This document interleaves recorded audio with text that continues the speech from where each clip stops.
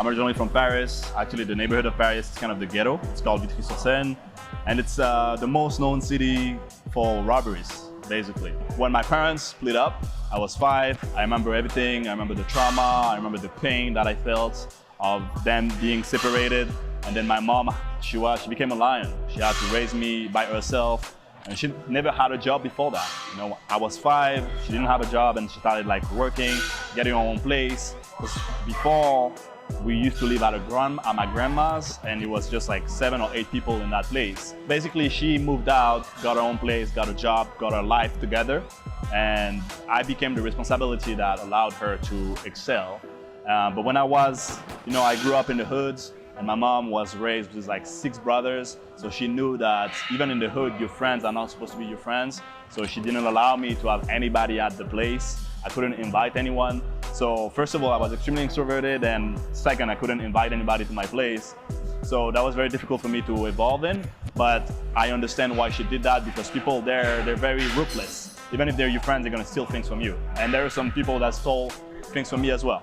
And then fortunately, when I was 9 years old, my stepdad got into my life. He started teaching me life lessons that I never had before, because you know, when you grow up, it's very important to have a masculine figure in your life, because they're gonna teach you how to behave as a man.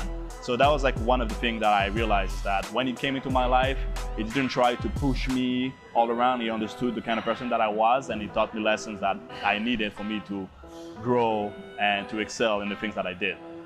And then when I was young, I didn't get a chance to really understand what I wanted to do with my life.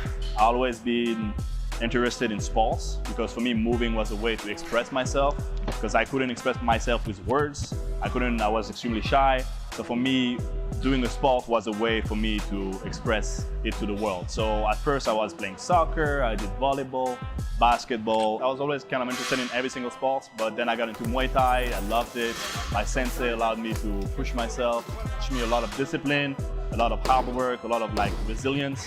But you know, like I was always kind of doing that Muay Thai to also prove myself that I can defend myself and be confident and competent. But then I remember my first fight. I got into the ring, started fighting with the guy, and I did pretty well, as well as the training, but after like 30 seconds, got KO'd. I remember I was on the ground. I don't remember what happened. I stood up and I was like, what happened? I couldn't feel my teeth, and I was about to keep going, for me, it's just a fight. But what happened is that I got KO'd. My trainer threw the towel, and that was my first fight. I invited everybody. There were like 15 friends of mine, and I remember the only thing that I was extremely annoyed with, it's not just the pain that I was feeling, it was just like how disappointed I was by myself, but disappointed that I made my friends disappointed as well. That I talked to my sensei, and I was like, okay, I'm feeling a lot of pain right now on that left side. I couldn't feel my teeth, and he told me you should check it out. You should make sure that you don't have anything. Then we went to the hospital, and they basically told us that it was a cheekbone broken. Fortunately, I didn't have anything here. They went inside my mouth and fixed that cheekbone. So after that part of Muay Thai, I started getting into lifting a lot. My best friend was a big fan of bodybuilding, my friend Ashkan. He was so big into lifting heavy weights, building muscle, and I started getting into that as well. I wanted to gain more strength from Muay Thai. But then eventually I got into my first year of masters in San Francisco.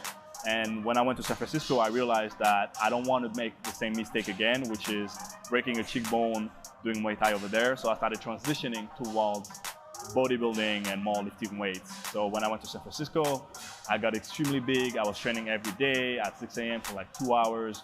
I remember like eating a lot of different foods. In between my breaks at school, people were looking at me like, you're crazy. I was eating way too much because I didn't know what I was doing. But I was extremely passionate. And that's a theme that reoccurred in my life, is that I'm extremely passionate, but sometimes that energy gets too much. Like for example, with the food, I was eating way too much, but that allowed me to get extremely big.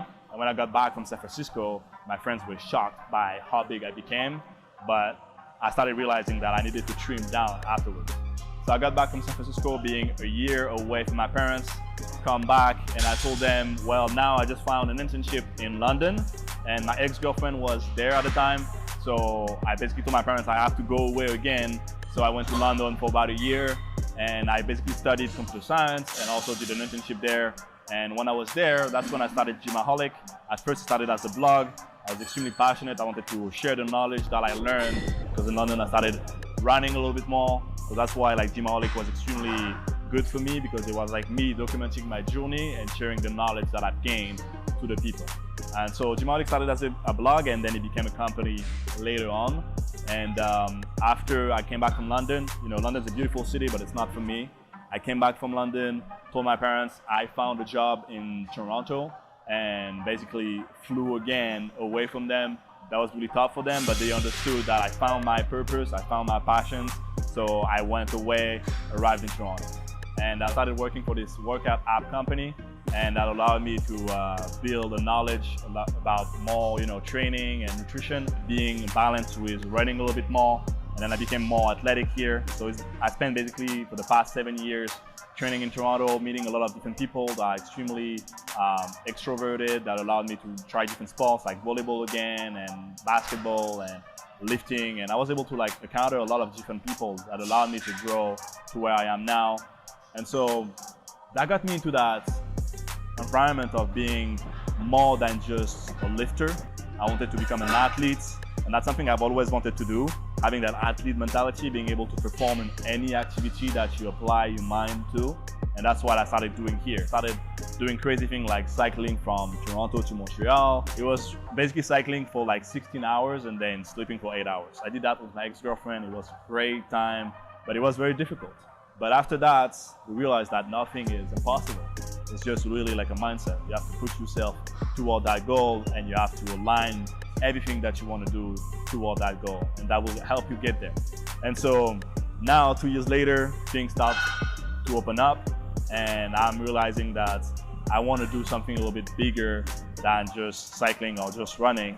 Now I want to combine everything together, and that's why I started training for a half Ironman. I always wanted to push myself physically, mentally, and spiritually on a yearly basis. That's something I've always wanted to do, and the Ironman is exactly that. You know, it's just you pushing yourself swimming, you pushing yourself cycling, you pushing yourself running. It's you and your thoughts. There's no music to distract you. There's nobody's gonna try to motivate you. It's just you and your fear that you have to overcome. So the lessons that I've learned throughout my training is that there's nothing that you can't accomplish. The only limits that you have is the one that you set to yourself. So if you have a clear goal, work hard, stay consistent, and be humble enough to learn from your mistakes, you can achieve anything you want to achieve. So stop being scared and get after your goals.